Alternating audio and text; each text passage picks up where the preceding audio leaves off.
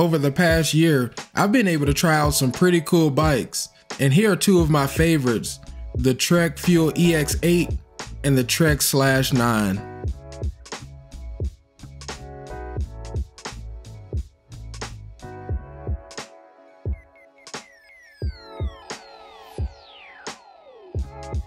Now, even though I've really enjoyed these bikes, there's been one particular brand that's been getting a lot of attention the past couple of years, and I want to talk about why I think that is.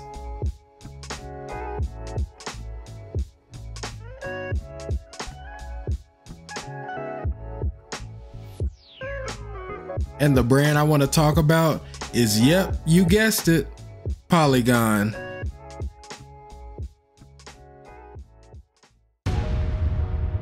There's been a lot of positives about these bikes, but also some negatives, such as people calling them junk and why is everybody pushing them so much. While I can't speak for everyone else, I could give you my personal experiences with the bikes and why I think they are great bikes. I was introduced to Polygon bikes about 3 years ago when I was able to get my hands on a Polygon Siskiyou D6, and that was the moment where I realized you could actually get a quality full suspension bike without breaking the bank. All right, today we got a special video because I overheard something that kind of offended me, and I think it might offend some of you guys. And I was at a bike shop. I'm not gonna say no names, I'm not gonna say who said what, but they didn't know I owned a Polygon, I don't think. And somebody was in there getting it repaired, but that person wasn't around, and they said, "These Polygons remind me of cheap Costco bikes." So I went and I looked up Costco bikes, and those bikes are expensive. Just being in Costco, I guess, is a bad thing for some people, I don't know, but we're about to find out what this bike can do today.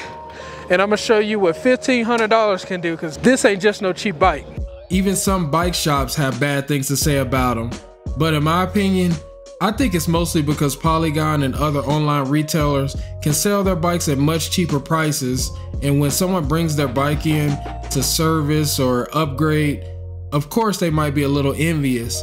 But what they don't realize is if you give that customer a great experience, then you could potentially turn that online customer into a customer of your bike shop. Let's be honest, a lot of us don't know how to work on our own bikes, so they can actually use this to their advantage to potentially gain more customers. I don't know about you, but if I have the chance to buy a bike online versus in person, I would much rather buy my bike in person.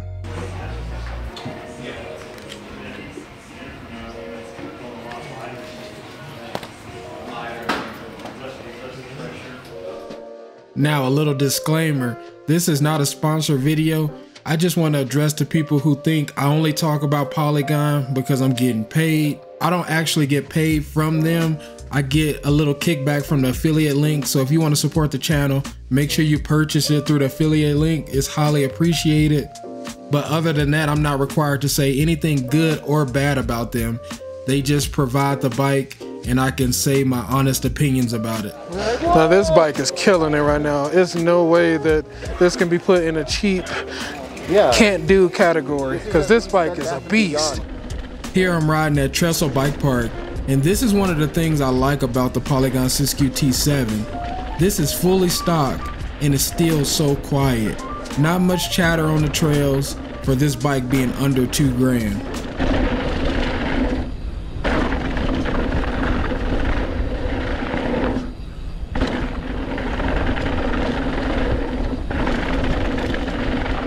I've heard people talk about cracked frames.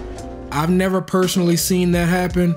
I'm sure it's out there, but I don't really think it's a common thing. But it is something to mention because I have heard it. But in my experiences with the Polygons, out of all the bikes I've ridden, they've all felt pretty sturdy, and I've never personally seen a frame crack.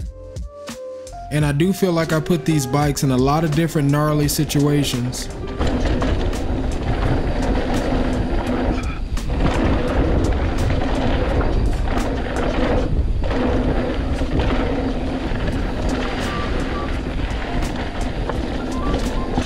For the money you pay, you can't really beat it, in my opinion. No.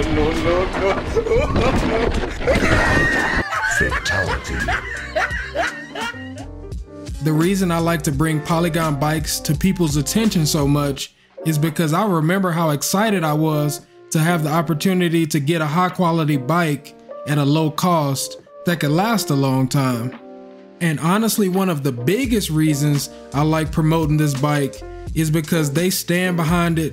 And what I mean by that is they never tell me what to say. I get to be completely honest, and I can honestly say you definitely get more than what you pay for. I would be lying if I said I don't like a nice bike. I think a lot of us could agree if we had the chance, we would like a super nice bike. Which brings me to another point. These bikes are awesome stock. And the great thing about them is they get you into a future-proof frame at a low cost. So when you feel like you want to get fancy, instead of buying a whole new bike, you could just upgrade this one till the cows come home.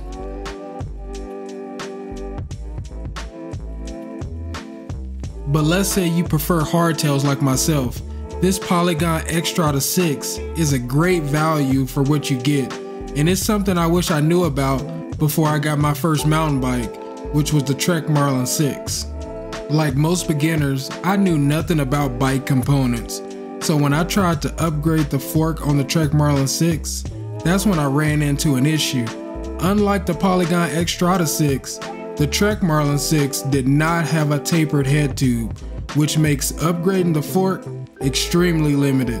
While this bike has most of your typical budget components, having that tapered head tube really gives you the opportunity to take this bike to the next level.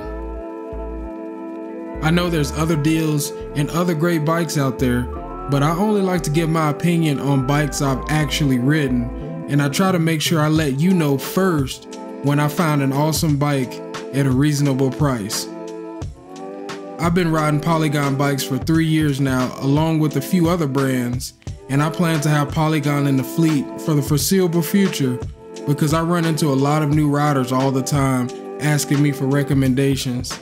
I'm in full support of local bike shops, but for someone new getting into the sport, I'd rather have you save money for other things like helmets and other protective gear, which you can purchase at your local bike shop.